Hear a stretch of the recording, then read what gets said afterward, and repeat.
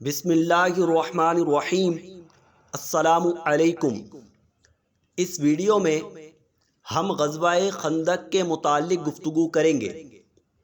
یہ غزوہ 5 ہجری کو ہوا۔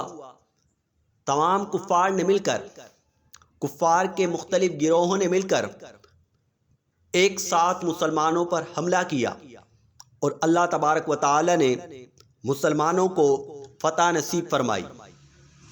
اس غزوے کا پس منظر یہ ہے،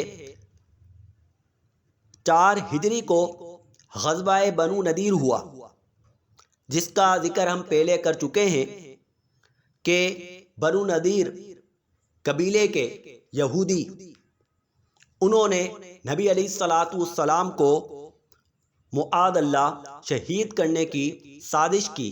اللہ تبارک و تعالی نے آپ کو آگاہ فرمایا کہ یہ اوپر سے پتھر پھینکنے والے ہیں تاکہ وہ پتھر آپ پر گریں اور آپ معاذ اللہ شہید ہو جائیں، آپ یہاں سے چلے جائیے۔ آپ گئے اور صحابہ سے مشورہ کیا، بہرحال طے یہ پایا کہ انہیں جلا وطن کر دیا جائے، تو انہیں مدینے سے جلا وطن کر دیا گیا۔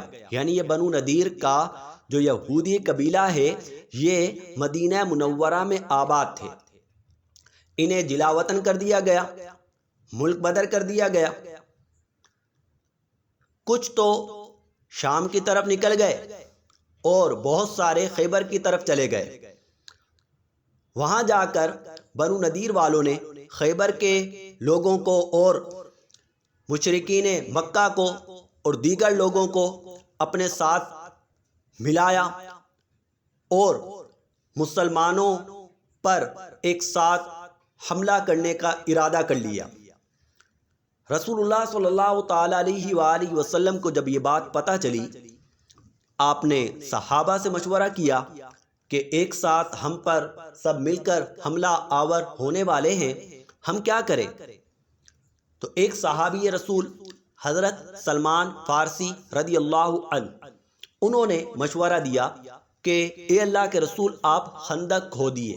خندق یعنی گھڑا، خندق کھود دیجئے تاکہ وہ ہم پر حملہ آور نہ ہو سکے۔ یاد رکھیے کہ مدینے کے 3 اطراف اس وقت کھجور کے درخت تھے اور تنگ گلیاں تھیں، وہاں سے کوئی بھی لشکر حملہ آور نہیں ہو سکتا تھا۔ ایک طرف کھلا میدان تھا، وہاں سے کفار حملہ آور ہو سکتے تھے، لہذا وہیں پر خندق کھودی گئی، جس کی لمبائی تقریباً 300 میٹر اور چوڑائی 9 میٹر کے کراس نہ کر سکیں، گہرائی 5 میٹر گہرا اور 9 میٹر چوڑا اور 300 میٹر لمبی خندق کھودی گئی۔ اب وہ آئے حملہ آور ہونے کے لیے، خندق دیکھ کر پریشان ہو گئے، کیونکہ عرب کے ہاں خندق کھودنے کا دستور نہیں تھا کہ جنگوں میں ایسی خندق کھودی جائے۔ وہ دیکھ کر حیران ہو گئے، اب خندق تو ظاہر سی بات ہے، بھاگتے ہوئے اسے کراس نہیں کر سکتے، گھیری بھی ہے، گھڑا ہے۔ اب کچھ کفار جب خندق کراس کرتے تھے تو مارے جاتے تھے۔ 1 مہینے تک انہوں نے مدینے کا محاصرہ کیے رکھا، مدینے کو گھیرے رکھا، خوراک کی قلت ہو گئی۔ بالآخر اللہ تبارک و تعالی نے کرم کیا، آندھی چلی، سارے کفار بھاگ گئے۔ اللہ تبارک و تعالی نے مسلمانوں کو فتح نصیب فرمائی۔ اس غزوہ کو غزوہ خندق کہنے کی وجہ بھی یہی ہے کہ اس میں خندق کھودی گئی تھی۔